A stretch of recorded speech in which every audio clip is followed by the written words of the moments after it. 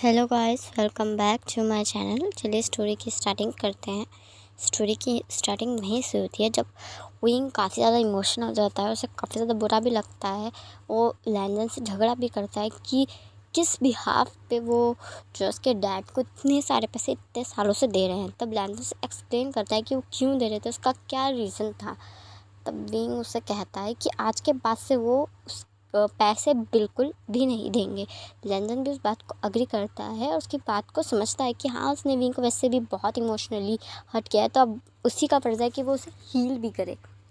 यहाँ से scene shift होता है और प्रेजेंट का दिखाया जाता है, जहाँ लैंडन और विंग के बीच सब कुछ बहुत अच्छा चल रहा होता है। बहुत ज़्यादा रोमांटिक चीज़ें चल रही होती है। लाइक लैंडन उसे बीच बीच में डिनर पे लेके जाता है, उसे शॉपिंग पे लेके जाता है, उसके बाद मूवी देखता है। अपने बिजी शेड्यूल में से भी विंग के लिए टाइम निकालता है, उसे बीच बीच में कॉल करता है, उसके बारे में पूछता है, जिस बात पर उसके फ्रेंड्स भी उसे चिढ़ाते हैं। बट विंग उस सबको इग्नोर करता है और लैंडन के हमेशा हर कॉल का, हर मैसेज का रिप्लाई टाइम पे करता है। दोनों अपनी तरफ से पूरी कोशिश कर रहे थे कि दोनों रिश्ते को टाइम दे पाए, एक दूसरे को समझ पाए, क्योंकि उन्हें पता था ये रिश्ता अभी बहुत ज़्यादा नया है और इस रिश्ते को मजबूती की ज़रूरत है। और इसके लिए दोनों को ही बहुत ज़्यादा अपने आप को पुश करना होगा, ताकि वो दोनों एक दूसरे को ज़्यादा करीब आ सके और ज़्यादा समझ सके और रिश्ते को और ज़्यादा मजबूत बना सके। इसलिए वो हर तरह का ट्राई कर रहे थे और अपने पूरे एफ़र्ट्स लगा रहे थे। यहाँ से सीन शिफ्ट होता है और कुछ टाइम बाद का दिखाया जाता है, जहाँ आज लैंडन ने बहुत बड़ी पार्टी रखवाई थी लैंड मैंशन में, क्योंकि विंग का 18th बर्थडे था।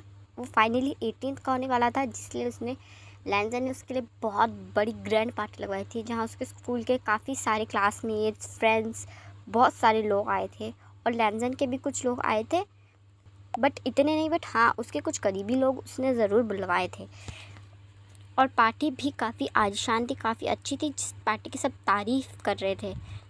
विंग भी बहुत खुश था कि लैंडन ने उसके लिए इतना सब किया। सब कुछ अच्छा चल रहा था, पार्टी भी अच्छी चल रही थी, सब कुछ नॉर्मल चल रहा था। जहाँ विंग एक तरफ अपने फ्रेंड्स के साथ काफ़ी ज़्यादा बिजी था, उनके साथ बात कर रहा था, हंस रहा था, अपने हर एक मूवमेंट को एंजॉय कर रहा था। भाई लैंडन अपने कुछ लोगों के साथ, यानी अपने बिजनेस के लोगों के साथ बिजी था और उसी बारे में बातचीत कर रहा था। तभी उनकी कोई दूर की क्लाइंट मिस लिली लैंडन के पास आते हैं और उससे बात करने लगते हैं और उससे इंसिस्ट करती है कि उसके साथ 2 ड्रिंक्स तो ले ही सकता है। तब लैंडन भी 2 ड्रिंक लेने के लिए अग्री हो जाता है, क्योंकि वो इतनी पुरानी क्लाइंट्स को मना नहीं कर सकता था, इसलिए वो भी अग्री कर जाता है और उनके साथ 2 ड्रिंक ही लेता है कि लैंडन का सर काफ़ी ज़्यादा भारी होने लगता है और उसका सर चकराने लगता है। तब वह लड़की कहती है कि वो उसे रूम तक ले जाएगी, उसका रूम कहाँ है वो उसे बता दे, और वो लड़की से उसके रूम तक ले जाने लगती है। तभी उनके बीच उनका सेक्रेटरी आ जाता है और कहता है, क्या हुआ मैम, मैं कुछ हेल्प कर सकता हूँ? तब वह लड़की कहती है, नहीं, मैं बस इसे मतलब इन्हें इनके रूम तक लेके जा रही थी। तब सेक्रेटरी कहता है, इसकी कोई ज़रूरत नहीं है मैम, मैं उन्हें लेके जा सकता हूँ, मैं उनका पर्सनल सेक्रेटरी हूँ और ये मेरा काम है, आप पार्टी को एंजॉय कीजिए प्लीज़। ये कह के वो लैंडन को पकड़ता है और वहाँ से ले जाने लगता है। तब लैंडन कहने लगता है, ये मुझे क्या हो रहा है, मेरा सर इतना दर्द क्यों कर रहा है और तुम मुझे दो दो क्यों दिख रहे हो? तब उसका सेक्रेटरी कहता है, कुछ तो गड़बड़ है, 2 ड्रिंक में इतनी थोड़ी चढ़ती है। पर उसका सेक्रेटरी किसी तरह मैनेज करके लैंडन को उसके रूम तक लेके जाता है। जैसे उसके रूम तक उसे लेकर आता है तो वो सोचता है कि उसे विंग को बुलाना चाहिए, क्योंकि लैंडन की पर्सनल केयर करने वाला और कोई नहीं है विंग के अलावा, तो उसे विंग को बुलाना चाहिए। वो जाता है और विंग को पार्टी से लेने विंग को बताता है कि लैंडन उसे ऊपर बुला रहा है। ये कह के वह उसे फ्रेंड्स के बीच से निकाल कर ले आता है। तब विंग कहता है, मुझे बुला रहे हैं, ऐसा क्या काम है जो मैं कर सकता हूँ? वैसे मैं जानता हूँ वो परफेक्ट है, तो उन्होंने मुझे क्यों बुलाया? तब उसका सेक्रेटरी कहता है कि सर ने आपको नहीं बुलाया, आई एम सॉरी, मैं आपको झूठ बोल के लाया, बट वहाँ आपके सब फ्रेंड्स खड़े थे और मैं उनके बीच बोल नहीं सकता था। तब विंग कहता है, ओके, क्या हुआ है? तब लैंडन का सेक्रेटरी कहता है, सर आई थिंक सर के ड्रिंक में कुछ तो था जिससे सर का सर घूम रहा है और वो ठीक नहीं है बिल्कुल भी। आई थिंक आपको उनसे मिलना चाहिए एक बार, क्योंकि मैं किसी को ये बात बता नहीं सकता, गलती से भी किसी को पता चली तो आई एम डैम श्योर कि ये अगले दिन न्यूज़ में आ जाएगा। तब विंग कहता है, नहीं, इसकी कोई बात नहीं है, मैं हैंडल कर लेता हूँ।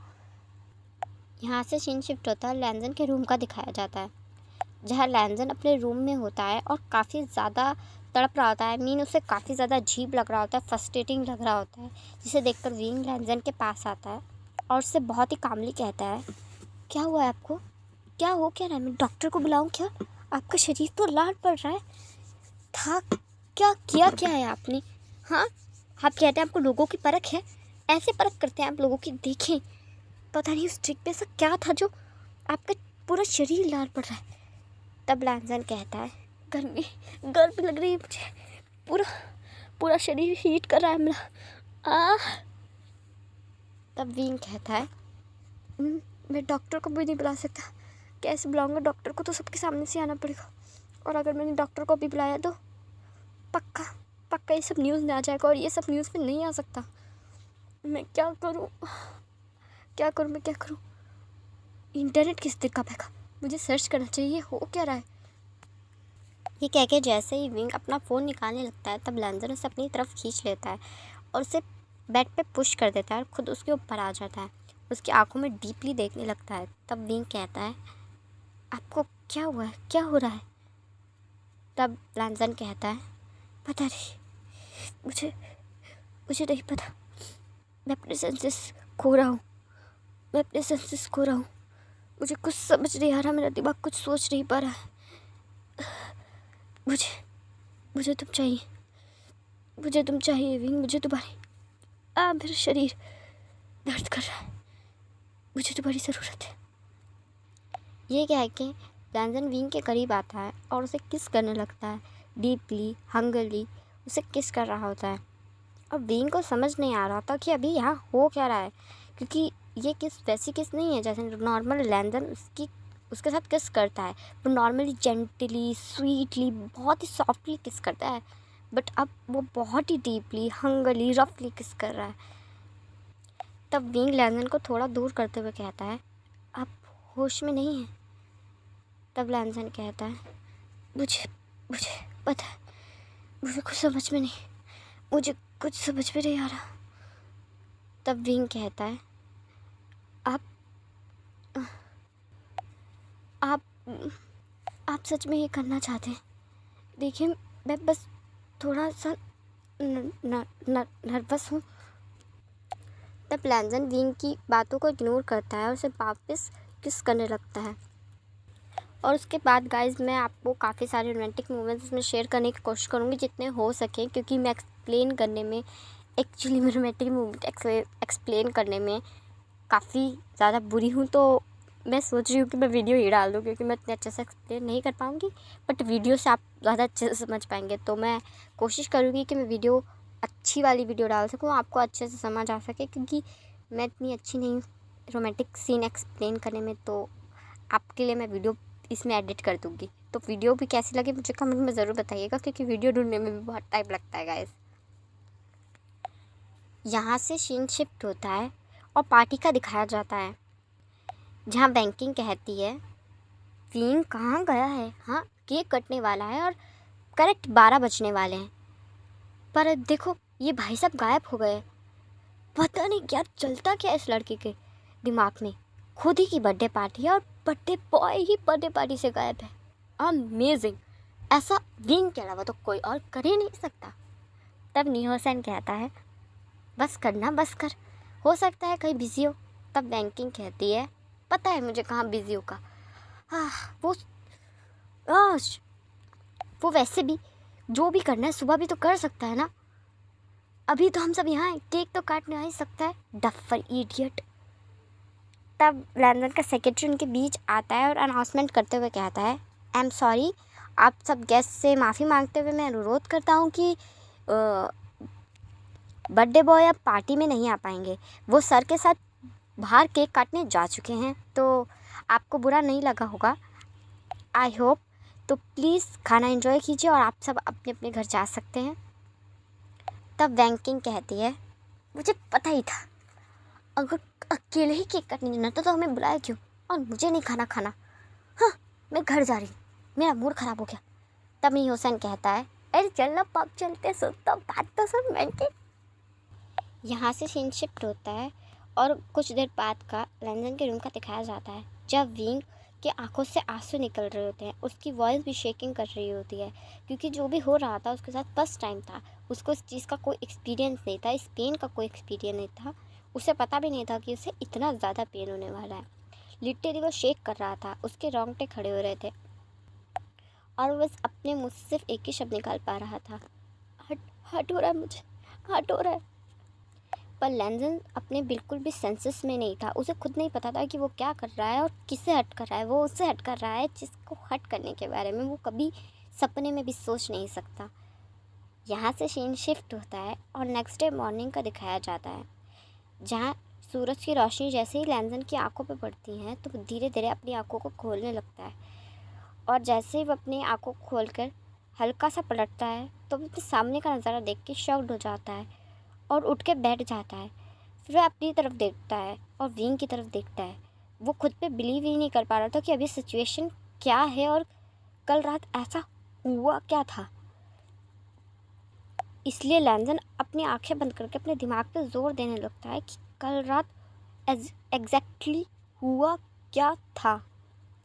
जैसे ही वो अपने दिमाग पे जोर देता है उससे बस थोड़ी थोड़ी चीज़ें ही याद आ रही थी, मिनिमम पूरी नहीं क्योंकि वो होश में नहीं था, बट हाँ जितनी चीज़ें उसे याद आनी चाहिए थी उस हिसाब से थोड़ी बहुत चीज़ें उसे याद आ रही थी। जैसे कुछ सीन्स जहाँ विंग का वो वर्ड कि आप सच में ये करना चाहते हैं, मैं बस तो थोड़ा सा नर्वस हूँ, और ये वर्ड कि मुझे मुझे हर्ट हो रहा है, मुझे हर्ट हो रहा है। लैंजन जैसे ही अपनी आंखें खोलता है तो उसकी आंखों में सिर्फ आंसू थे और चेहरे पे सिर्फ पेन था कि उसने क्या किया है। उसने जो किया है शायद वो माफ़ी के काबिल नहीं है, शायद वो खुद को भी अपने आप को भी आईने में नहीं देख पाएगा, और वो उस इंसान को कैसे फेस करेगा जिससे वो इतना प्यार करता है। जिस इंसान का कल बर्थडे था, 18th बर्थडे, जो फाइनली 18th का होने वाला था, उसने उसका 18th बर्थडे ख़राब कर दिया, और वो भी इतनी बुरी तरह। लैंडन वहाँ से उठता है, अपने कपड़े पहनता है और तुरंत वहाँ से निकल जाता है क्योंकि वो विंग को फेस नहीं कर सकता था। लैंडन की कुछ देर जाने के बाद विंग की भी आंखें धीरे धीरे खुलने लगती हैं। जैसे उसकी आंखें खुलती हैं तो अपनी आंखों को रब करता है तो देखता है कि बगल में लैंडन नहीं है, जिसे देखकर उसे ज़्यादा शॉक नहीं होता क्योंकि उसे पता था कि इतनी सुबह हो चुकी है। ऑफकोर्स लैंडन ऑफिस जा चुका होगा, क्योंकि वो कभी भी इतनी लेट नहीं उठता, क्योंकि लेट हमेशा विंग उठता है। ये सोचकर विंग धीरे उठने की कोशिश करता है, पर जैसे वो उठता है तो उसकी बैक में बहुत ज़्यादा पेन होता है, जिस कारण वो बैठ जाता है। अपनी बैक पे हाथ रख कर कहता है, आप सच में बीस्ट हैं। मेरी कमर टूट गई, मैं चल भी पा रहा हूँ कि नहीं, मुझे मुझे अपनी रीढ़ की हड्डी महसूस नहीं हो रही। लगता है मुझे पेन क्लियर करनी पड़ेगी। और आज मैं स्कूल तो छोड़ो, मुझे लग रहा है मैं बाथरूम तक चला जाऊँ तो वो गली में है। मेरी कमर टूट जाएगी आज मैं स्कूल नहीं जा सकता, बिल्कुल नहीं, नहीं नहीं नहीं, आज विंग स्कूल कभी नहीं जा सकता। मैं शावर लूँगा, पेन किलर खाऊँगा और कुछ नहीं, बहुत ज़्यादा कुछ खाऊँगा, वो भी हेल्दी, और आराम करने वाला हूँ। ये कह के विंग धीरे धीरे उठता है और शावर लेने चला बाहर, सॉरी गाइस, शावर लेने वॉशरूम में चला जाता है। कुछ देर शावर लेने गया, अपनी बॉडी को रिलैक्स करना है, तो विंग एक अच्छे से कंफर्टेबल क्लोथ निकालता है, वहाँ वो क्लोथ पहनता है। फिर वो नीचे जाता है और मेड से कहता है कि कुछ अच्छे सा खाना बना दे। मेड उसके कहने पे अच्छा सा खाना बनवा देती है और उसके रूम में भिजवा देती है। विंग पहले पेन किलर खाता है और फिर अच्छा सा खाना खाता है और पेट भर के खाता है, और उसके बाद वो लेट जाता है और एक बुक निकाल के पढ़ते हुए कहता है, आज के दिन तो मैं इस बेड से नहीं उठने वाला, मेरी कमर की बैंड बजी पड़ी है, आज पूरा दिन आराम करूँगा मैं। ये कह के विंग बुक रीड करने लगता है। यहाँ से सीन शिफ्ट होता है और लैंजन के ऑफिस का दिखाया जाता है, जहाँ लैंजन के ऑफिस का दिखाया जाता है जहाँ लैंजन बहुत ज़्यादा गुस्से में बैठा होता है और उसका मन किसी भी चीज़ में नहीं लग रहा होता, और बस यही सोच रहा होता है कि वो विंग को कैसे फेस करेगा। वो कैसे फेस करेगा उस लड़के को, जिस लड़के से वो इतना ज़्यादा प्यार करता है, जिसके लिए वो कुछ भी कर सकता है। उसने उसे ही हट किया, अपने ही प्यार को अपने ही हाथों से इतना ज़्यादा हट किया कि अब वो उसे भी फेस नहीं कर पाएगा। वो खुद पे इतना गिल्टी महसूस कर रहा था कि वो आईने में खुद ही को नहीं देख पा रहा था, तो वो विंग से कैसे मिलता। तो चलिए गाइज़, मैं इस पार्ट को यहीं एंड करती हूँ। आपको ये पार्ट कैसा लगा मुझे कमेंट में ज़रूर बताइएगा। वीडियो को लाइक, चैनल को सब्सक्राइब ज़रूर कर दीजिएगा। और हाँ, मैं एक कमेंट का जवाब दे देती हूँ। किसी ने मुझे एक कमेंट किया था कि आप दी कि कॉलेज जाते हो या जॉब करते हो, मुझे क्लियर कर दीजिए। तो मैं बता दूँ कि मैं कॉलेज भी जाती हूँ और जॉब भी करती हूँ, और मैं काफ़ी बार बिज़ी भी रहती हूँ, तो इसलिए पार्ट भी छोटे हो जाते हैं। तो आई होप आप समझ गए होंगे जिसने ये कमेंट किया था। तो कमेंट करने के लिए थैंक यू वेरी मच, और ऐसे कमेंट करते रहिएगा। मुझे बहुत अच्छा लगता है आप लोगों के कमेंट पढ़ के।